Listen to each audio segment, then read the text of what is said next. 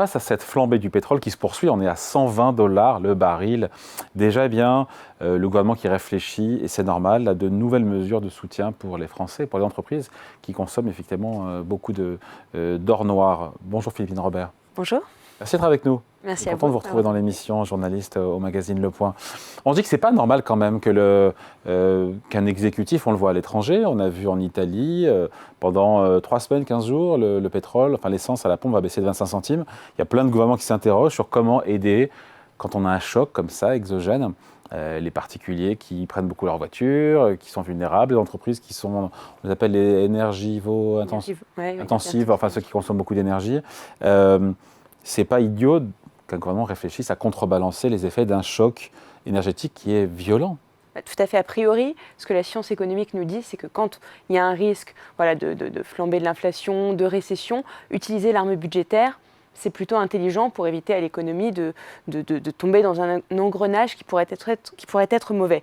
Mais le problème, c'est que la France, aujourd'hui, n'a pas les marges de manœuvre, parce qu'on a oublié que l'outil budgétaire, c'était un outil qu'on devait utiliser quand ça va mal, pour aider les consommateurs, les entreprises, relancer la croissance, et que nous, on a eu tendance à l'utiliser tout le temps, et à jamais revenir en arrière quand on la dégainait pour faire face à une crise.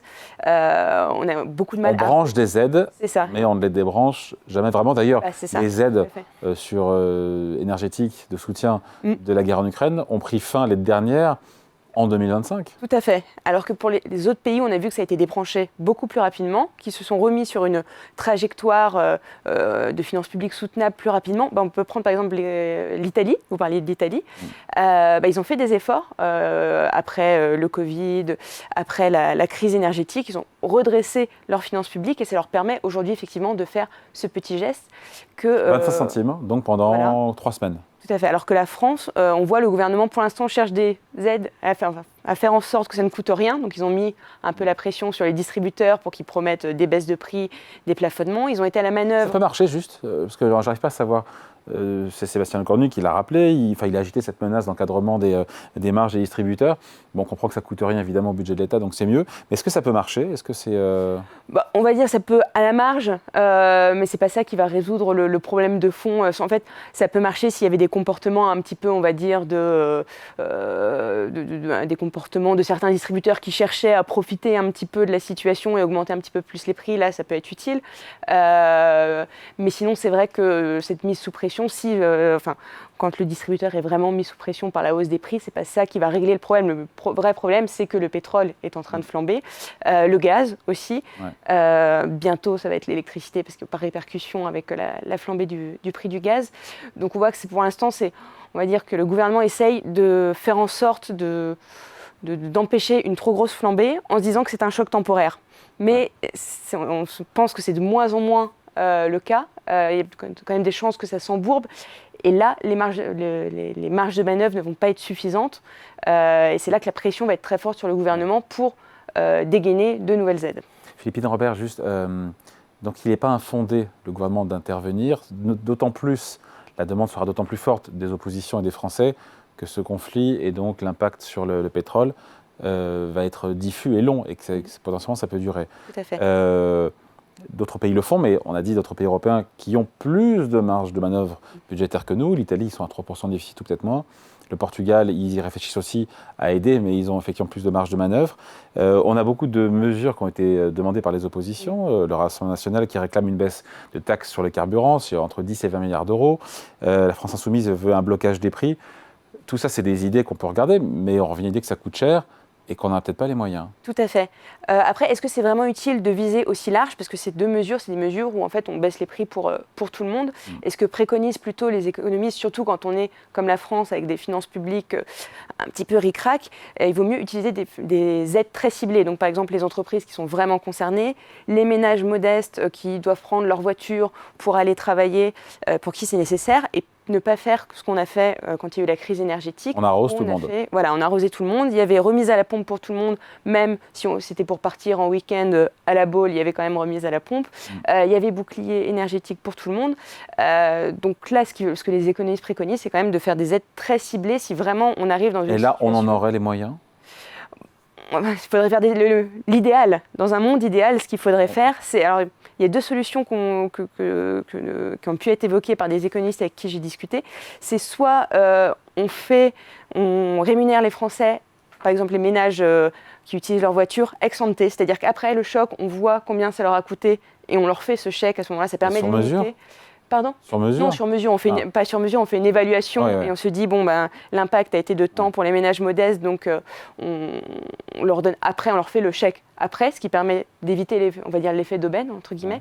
Ou alors, ce qu'il faut faire, c'est soit baisser d'autres dépenses, ou alors augmenter des impôts pour que ça se fasse à coût nul pour les finances publiques. Donc, par exemple, si une mesure coûte, je ne sais pas, on va dire par exemple 3 milliards, il faut trouver 3 milliards de dépenses publiques à baisser. Et ça, c'est les marges de manœuvre qu'a réellement aujourd'hui le gouvernement français. S'il décide quand même d'arroser large, de faire des aides massives... Il peut ou pas faire un nouveau quoi qu'il en coûte? Apparemment, c'est l'angoisse de Bercy.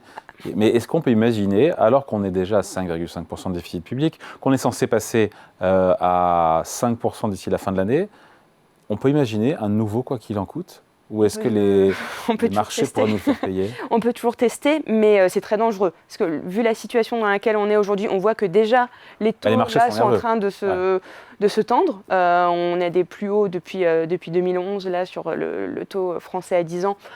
Donc on n'est quand même pas dans une situation très favorable. Il y a une nervosité des marchés qui touche tous les pays, pas seulement la France. C'est ça, oui, mais ils nous ont quand même particulièrement à l'œil. Ils ont deux pays particulièrement à l'œil, c'est la Grande-Bretagne et la France, qui sont tous les deux concernés par qui ont des dépenses publiques qui depuis quelques années ne sont pas dans un très bon état et qui ont en plus une certaine instabilité politique depuis quelques temps. La France, on voit très bien que depuis la dissolution, on est complètement surveillé par les marchés et c'est pas sûr qu'ils soient prêts à accepter un troisième quoi qu'il en coûte. Je disais, Bercy qui est angoissé par un nouveau quoi qu'il en coûte.